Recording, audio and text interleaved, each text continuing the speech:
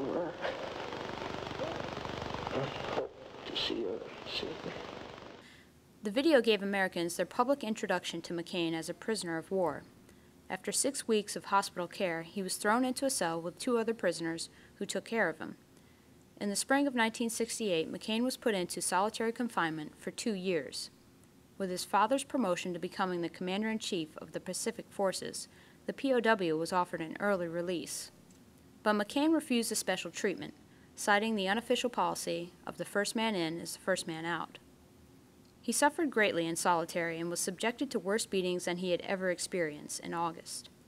After days of severe torture, McCain attempted to hang himself, but was saved by a guard who stopped him and then beat him. Finally, McCain had found his breaking point and signed an anti-American propaganda confession. It bought him 2 weeks of recovery time, but when he refused more statements, he was again beaten.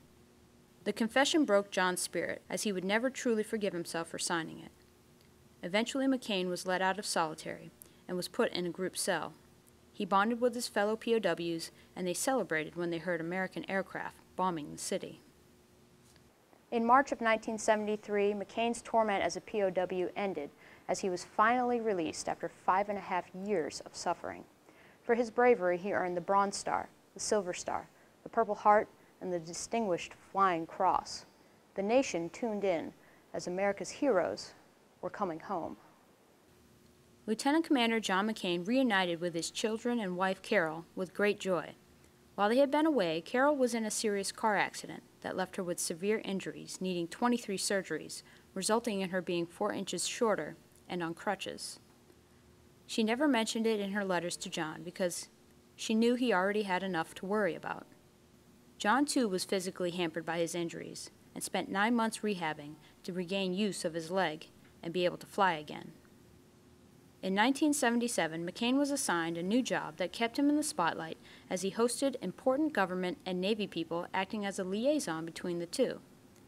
McCain reverted back to his old ways, enjoying the party scene, and his marriage began to head south.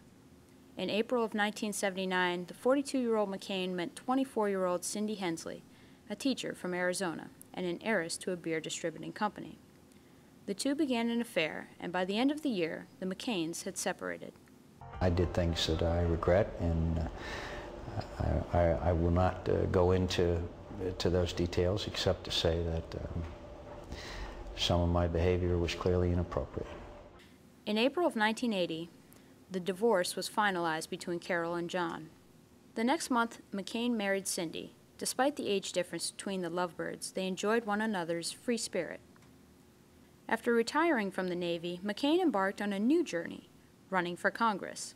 He easily won the House seat in Arizona as a Republican, and he served there until 1986, when Senator Barry Goldwater retired. McCain defeated his opponent by 20 percentage points and became a major player in Washington, D.C. The senator's rising profile in the party landed him on the short list of vice presidential candidates for George H.W. Bush in 1988. In the late 80s and early 90s, his political career took a hit as a scandal broke out with Senator McCain being named as one of the Keating Five. McCain and 4 other senators were accused of holding a meeting with federal regulators to prevent them from continuing to investigate Charles Keating, a friend of the senators and a campaign contributor, but McCain and the others admitted to no wrongdoing taking place at the actual meeting. I shouldn't have been there. The impression created by 5 senators, a couple of them pretty powerful, talking with the regulators over an issue was improper. McCain and the rest of the Keating Five were questioned by the Senate Ethics Committee and had to sit in front of their peers to testify and answer questions. But ultimately, none of the 5 senators were charged with a crime, and the scandal didn't affect McCain's re-election bid in 1992, as he easily retained his Senate seat.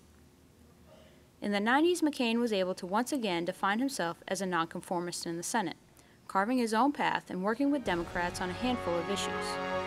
When we return, we'll take a look at John McCain's first run for the presidency. Stay tuned.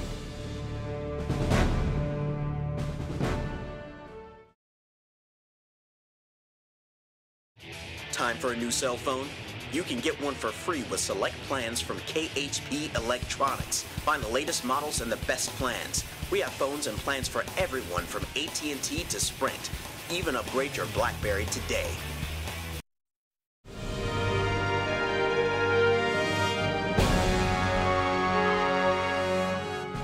Welcome back to For Such a Time. During the late 90s, John McCain was becoming quite the popular fellow. He was named one of Time magazine's most influential people in America. He was elected to his third term in the Senate, and in 1999 he published his memoir, Faith of My Fathers. All of this gave him the springboard to dive into the 2000 race for the White House. In the year 2000, Americans quickly realized that the Y2K bug was nothing to be worried about. The boy bands were all the rage again, and reality TV shows were now popping up on major networks. On the political front, people were getting ready to say goodbye to President Bill Clinton and the drama of the Monica Lewinsky scandal, and they were ready to usher in a new president. In the Republican primary race, Texas Governor George W. Bush was considered the frontrunner, with strong financial backing and the legacy of his father having already served as commander-in-chief. Senator John McCain had an uphill battle on his hands after Governor Bush won the Iowa caucuses. The McCain campaign knew that the New Hampshire primary would be pivotal, so McCain unveiled his bus, the Straight Talk Express. In it, he hit the roads of New Hampshire to speak to the voters. The message of John McCain's campaign that he's taking on the fat cats, the big boys, the lobbyists. He's going to clean up Washington by getting rid of dirty money and the Iron Triangle and all that. Small town after small town, McCain connected with the independents and Republicans at town hall-style meetings. On February 1, 2000, the Straight Talk Express paid off as the Arizona senator won 49% of the vote compared to Governor Bush's 30%. The double-digit win propelled McCain to his new status as a true contender in the race. And it's just purely anecdotal, but in terms of the crowds he's drawing and the enthusiasm, even Democrats down here who can vote in this Republican primary, there's some Democrats saying they like McCain and they're going to vote for him. There's something out there coming off of New Hampshire where there's a certain enthusiasm for McCain that you don't see for Bush. The voters of South Carolina were getting to listen to John McCain up close in the Palmetto State, and they were liking what they heard. It wasn't necessarily where he stood on the issues. It was his image that people were taking note of. McCain's status as a Vietnam vet and his maverick reputation helped to define some of the differences between he and Governor Bush. McCain had always been known as someone who didn't mind rocking the boat, only this time he was rocking the entire Republican Party. John McCain was not your typical Republican. While he did toe the party line by being anti-abortion and pro-small government, he also worked on campaign finance reform in the late 90s, and he went after big tobacco companies alongside many Democrats. McCain is seen by voters as more as the anti-establishment candidate. It's partly, I think, because he is not well liked by his colleagues in Congress, and he's always been sort of a go against the grain type of personality, and that seems to be suiting the electorate right now. As the former Navy pilots started to take control in South Carolina, the Bush campaign feared they might be losing the state. It was then that George W. Bush and his team changed their strategy to one as old as politics itself. The mudslinging contest got ugly, as the negative attacks on McCain came not only from the Bush camp, but from several special interest groups McCain had stood up to. They also came from an unidentified group that started outlandish rumors about McCain's adopted daughter, and also that he was mentally unstable from his POW experience. McCain fought back with ads attacking Bush's credibility and comparing him to President Clinton. But John McCain was running short on funding in South Carolina, and with the evangelical voters in Governor Bush's back pocket, McCain lost the brutal contest on February 19, 2000. 3 days later, the McCain camp seemed to rally a bit with wins in Michigan and his home state of Arizona. But the senator could not keep pace with the Bush campaign. On Super Tuesday, McCain lost in 9 of the 13 contests. Governor Bush had too strong of a lead in delegates, and so McCain suspended his campaign and waited 2 months to endorse the Texas governor. McCain went back to work in the Senate, voting against the new President Bush's tax cuts for the wealthy. By 2004, with the nation at war, McCain swallowed his pride and threw his support behind President Bush.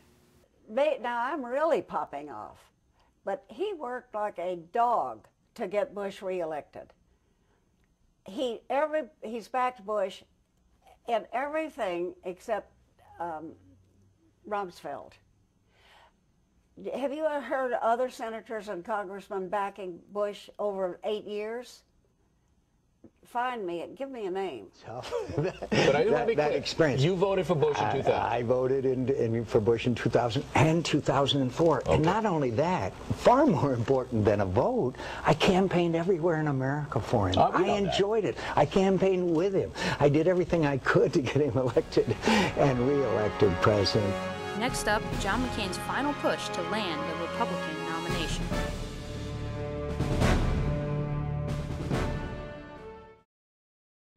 Time for a new cell phone?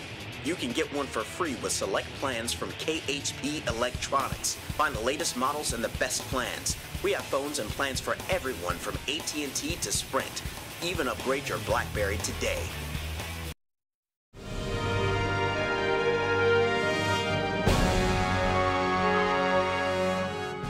In April of 2007, McCain officially threw his hat into the ring again. But in the 2008 Republican presidential race, it was wide open, with candidates like Mike Huckabee, Mitt Romney, Ron Paul, Rudy Giuliani, and Fred Thompson, all creating their own buzz. It was Governor Mike Huckabee who took the first win on January 3rd in the Iowa caucuses. It was a stinging defeat for McCain, who finished tied for third with Fred Thompson, while Mitt Romney took second. The poor showing in Iowa meant McCain's camp was running low on donations, and they focused more intensely on the New Hampshire primary.